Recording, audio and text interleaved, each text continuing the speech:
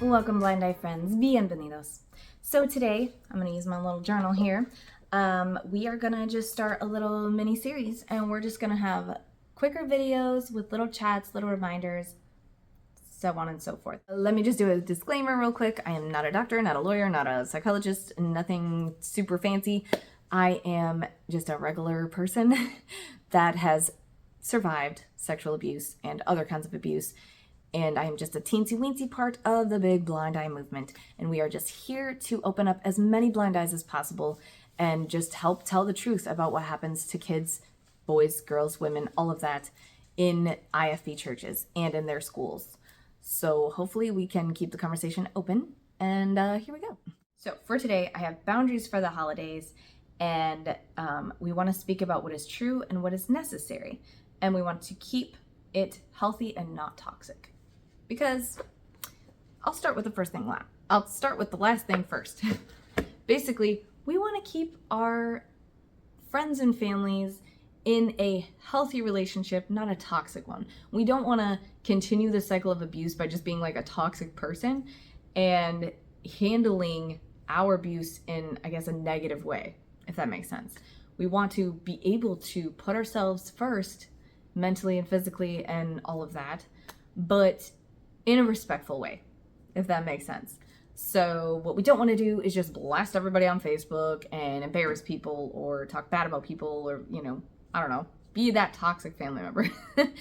What we can do though, what is necessary is that you can talk to your family about who you feel comfortable around and who you don't, who is a trigger of your abuse and who isn't. And not to just be a gossipy, start a gossip train. It's to actually talk to them about, hey, I'm not comfortable going to this Thanksgiving dinner with so-and-so. What can we do? What can we do to maybe compromise? Can we, have two different times where half the people show up at this time, half the people show up at this time, or whatever. And it sucks splitting the family up. But if some people are totally fine with your abuser and you're not, we have to do something, right? And we don't want to continue to be triggered and have panic attacks and feel sick to our stomachs every time these holidays roll around. You have to intentionally do something to help yourself. Now, if you're a kid, I know that can be extremely hard because you may not have a lot of choices. You may not have a lot of freedoms that an adult would, that, adult can choose where to go and where not to go. A kid may not have that choice. So as a child, first of all, make sure somebody knows that you have an abuser. And if one person doesn't listen, go to a different trusted adult and let them know that something's happened to you. Obviously, if you've been abused at all, you can call 911 first. You don't have to wait to find an adult. You can just get on any kind of phone, call 911. Even if it's a cell phone that doesn't work. My husband was just reminding me of this, that if it's a cell phone that doesn't have a plan, it's on, but doesn't have a service, it can still call an emergency number. So do that if you've been abused by a family member.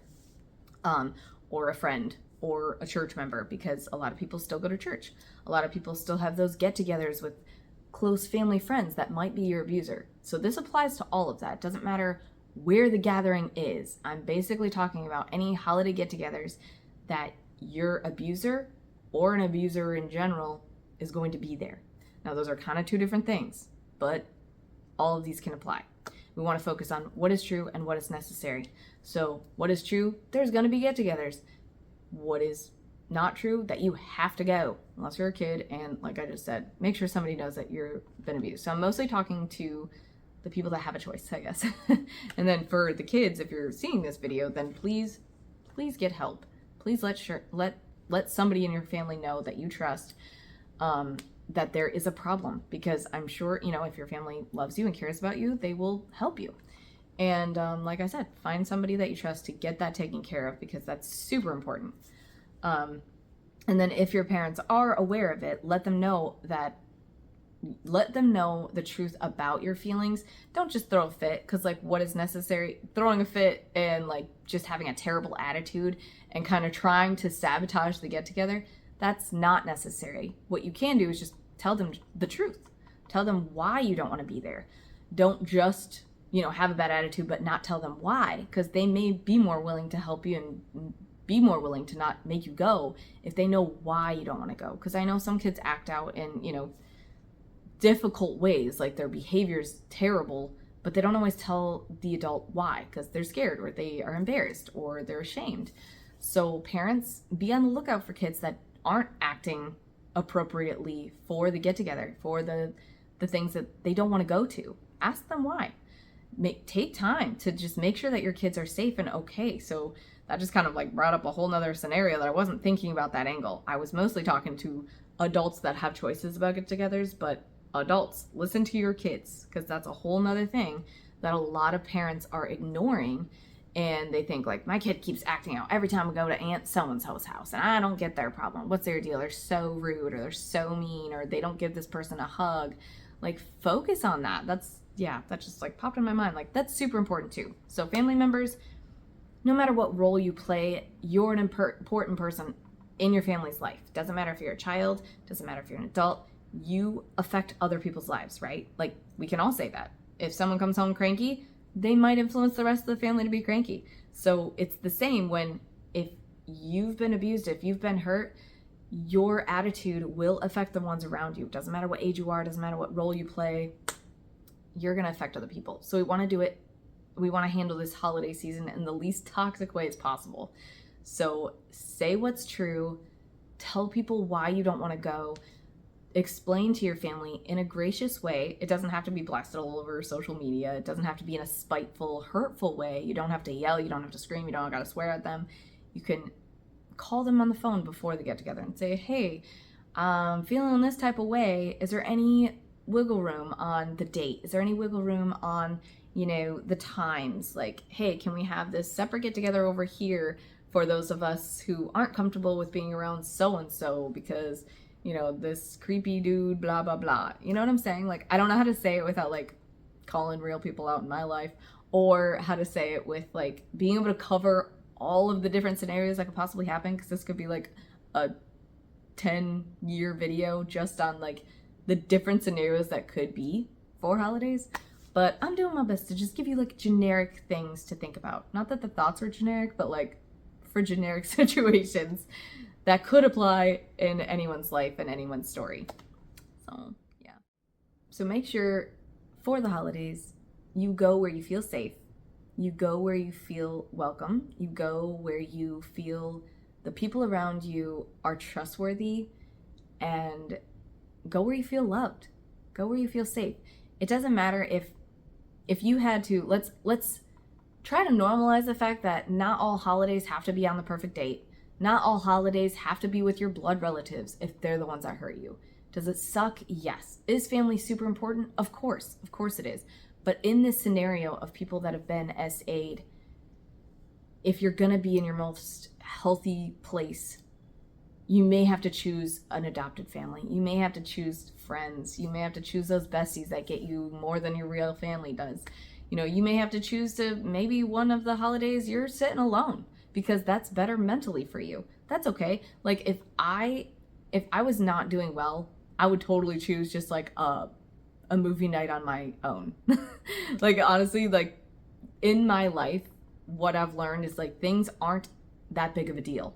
Okay, so I have spent a holiday alone, and I redid my bedroom. I painted, because that's what was right for me in that moment, and I just needed to do that. So it's really okay, because if you're okay and you're safe, anyone that you come in contact with will be safer and happier too, because you're safer and happier. Does that make sense? So it seems selfish to put your mental health first, but if you're healthy, other people around you will be automatically more healthy, because you're not having a panic attack, spending all those hours going to the hospital because you think you're having a heart attack, right? And that affects people in your world. People are worried about you. People are sad. People are stressed out because you missed the holiday anyways. Does that make sense? So it's not so selfish to make sure that you're okay in whatever holiday coming up, in whatever get together that's coming up. If you're okay, the people around you are okay, and you are breaking those chains, you are breaking the cycles just by those simple decisions of to go, to not go, to tweak it a bit so that you do feel safe. Maybe you stop a certain tradition that's always triggering to you. Maybe you stop having to get together at a house that you were abused in, because maybe the perp's gone, maybe he went to prison or she went to prison, maybe the problem's gone, but the memories still haunt you there. maybe say like, hey, can we switch up the tradition and have it at my house this time in a place where you feel safe, and then you can invite all the people that you feel safe around, if that makes sense. And it's just something that's personally on my heart and mind right now. So I'm sure there are thousands of other people that feel just like me, probably millions, billions, maybe. I don't know. I know this whole issue is worldwide, and a lot of people were abused by family members, and that disgusts me, and that makes me so angry for all the perps out there. It angers me, especially being a mom. You know, you're just like, oh, it's disgusting how much this happens. So I feel for you. I believe you, and we're here for you. If you have a thought or opinion, or you just want to make a video, send it to us and tell us your story. Feel free to do that, or tag us if you want to post something on your Facebook, on YouTube. Please tag us with your stories, with your tips or your success stories about holidays. Like, what are some things that you have done? Put it in the comments too. But I want to keep talking about this, and I want all of us to be able to talk about it, because so many people don't have people to talk to, especially during the holidays. Holidays can be a very sad time for a lot of people. So just some things to think about, but let us know your stories, your thoughts, your hearts. We're here, and you're definitely not alone. Let us know how you handle stories. Like I said, if you had a success story about holidays and what you did to make it better, to make it different, and then somebody else might learn from it and say like, oh, well, now I feel like empowered that now I can make those better decisions for myself, for my family, and for the next generation. Because every good decision you make about your abuse is just better for that future person, that future you that you may not even know right now. But you're going to have a family line that you're leaving behind. And every time you're being more healthy, so is your future generation. Yeah, does that make sense? Okay. I'm getting way too deep, and this video is way longer than I wanted it to. I'm sorry, I can never keep them short, but I'm gonna try. All right, do what is true, say what is true, do what is necessary, and say what is necessary for this holiday season, and everything will work out the way it should. Bye.